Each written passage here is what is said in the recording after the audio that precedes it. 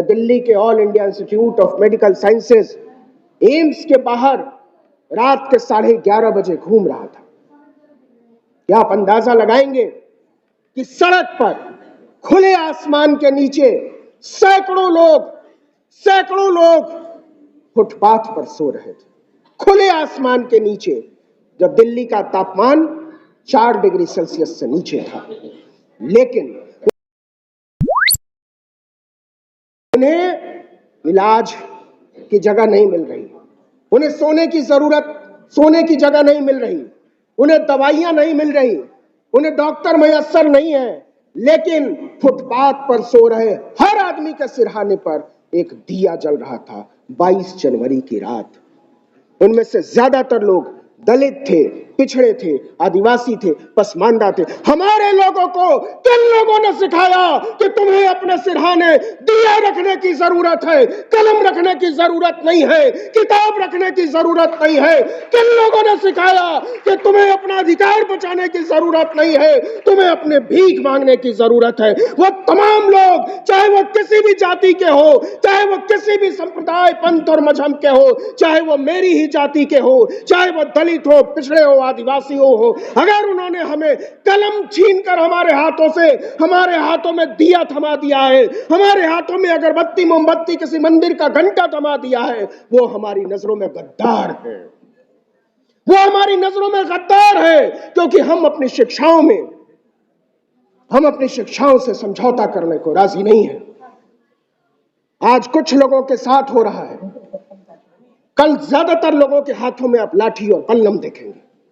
वो कौन लोग हैं जिन्हें इस देश के 20 करोड़ लोगों के खिलाफ मानसिक तौर पर तैयार किया जा रहा है? वो कौन लोग हैं जिनके हाथों में लाठी और बल्लम थमाया जा रहा है? वो कौन लोग हैं जिन्हें त्रिशूल थमाया जा रहा है? आपने सुना होगा कि बिहार के नए उप मुख्यमंत्री, जिन्हें बहुजन कहते हुए बहुत सारे लोगों को नाज होता है, उन्होंने नीतीश कुमार को सत्ता से हटाए बिना पगड़ी न हटाने की कसम खाई थी। अब वो पगड़ी हटाने वाले हैं, बाल मुंडाने वाले हैं, और इसके लिए उन्होंने अयोध्या को चुना है।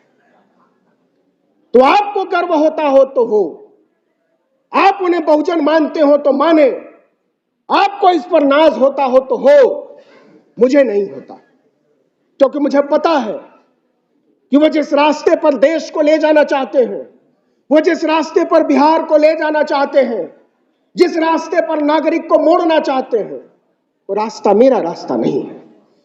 वो रास्ता बाबा साहब डॉक्टर भीमराव अंबेडकर का रास्ता नहीं है। वो रास्ता पेरियार का रास्ता नहीं है। वो रास्ता शहीद जगदेव और जननायक कर्पूरी ठाकुर का रास्ता नहीं है। रास्ते आसान नहीं होते मेरे दोस्त, नए रास्ते बनाने पड़ते हैं। आपको अगर गढ़े हुए रास्तों पर चलने की आदत पड़ गई है, अगर आपको आलसी बना दिया जा चुका है, तो आप फिर अपनी गुलामी की तैयारी करिए, मैं वैचारिक आजादी की तैयारी करूंगा। लेकिन अगर आप चाहते हैं कि हमारा और आपका रास्ता एक हो, अगर आप चाहते हैं कि हम सिर्फ अपने लिए नहीं, अपने आने वाली नस्लों के लिए रास्ता बनाकर चलें, तो हम और आप चलिए मिलकर एक नया रास्ता बनाते हैं। कौन नहीं जानता कि उत्तर प्रदेश की राजनीति में कौन किसके साथ समझौते कर रहा है? कौन नहीं जानता कि भारतीय जनता पार्टी के उत्थान के पीछे कौन लोग हैं? आपको इसमें कोई बहुजन राजनीति दिखाई दे रही हो तो दिखाई दे, मुझे नहीं दिखाई देती। मुझे इसमें समझौता परस्ती दिखाई देती है, सौदागरी दिखाई देती है। तो किसी भी कीमत पर अपनी बेटियों, अपनी बहनों, अपनी माओ, अपने दोस्तों, अपने नौजवानों, अपने बुजुर्गों के लिए समझौता करने को किसी से भी एक धुर भी राजी नहीं, चाहे इसके एवज में कुछ भी हासिल होता हो। आपको कुर्बानियां देनी पड़ेंगी, और वो कुर्बानी कुछ भी हो सकती है। आपको अपने साथ लड़ना ही पड़ेगा। आपको पता है दुनिया में सबसे कठिन लड़ाई कौन सी होती है? दुनिया में सबसे कठिन लड़ाई होती है अपने आप से लड़ना, अपनी सीमाओं से लड़ना, अपनी जड़ताओं से लड़ना, अपने अवरोधों से लड़ना। मैं एक मर्द हूं, और इसलिए खास तौर पर यहां बैठे तमाम मर्दों से कहना चाहता हूं कि हम चाहे जितने समान धर्मा हो जाएं, हम चाहे जितने प्रगतिशील हो जाएं, हम चाहे जितने जुझारू जागरूक उदार हो जाएं, लेकिन थोड़ा सा स्त्री विरोध हमारे भीतर बचा रहता है। मर्द बुनियादी तौर पर औरतों का विरोधी होता है। हम सीख रहे हैं औरतों को अपने समान महसूस करना। यही वजह है कि इस हॉल में भी पुरुषों की तादाद ज्यादा है, महिलाओं की तादाद कम है, क्योंकि हमारे पुरुष औरतों को अपने बराबर का दर्जा देने को तैयार नहीं है। इस संसार में मैं हमेशा कहता हूं और बार बार कहता हूं कि इस पूरे संसार में जितनी भी खूबसूरत चीजें हैं, साफ हवा है, पानी है, फूल है, झरने हैं, बागीचे हैं, शांति है, वो सब के सब केवल और केवल औरतों की वजह से है। और जितनी भी खराब चीजें हैं, युद्ध है, अशांति है, फूहड़ता है, गंदगी है, बेईमानी है, उचक्कापन है, उसके लिए सिर्फ और सिर्फ मर्द जिम्मेदार है, उनका अहंकार जिम्मेदार है। हमको समझना पड़ेगा, हमको बराबरी के दायरे का विस्तार करना पड़ेगा। मैं यहां आपको खुश करने के लिए नहीं आया हूं। हमारा काम लोगों को खुश करना नहीं है। हमारा काम उन बातों को आपके सामने रखना है जिससे कोई नई राह बनती हुई दिखाई दे, जिससे समझ में आए कि हम कहां पहुंचना चाहते थे, जिससे समझ में आए कि हम कहां से चले थे।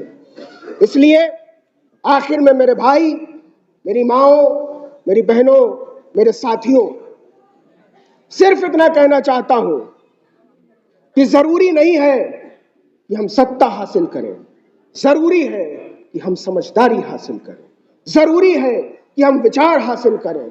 अगर आपको दिए और कलम में से एक को बचाना पड़े तो आप पहले कलम को बचाना, दिए की लौ को बुझने देना, दिया फिर भी जलेगा। और दिए का मतलब केवल ज्ञान का दिया होता है।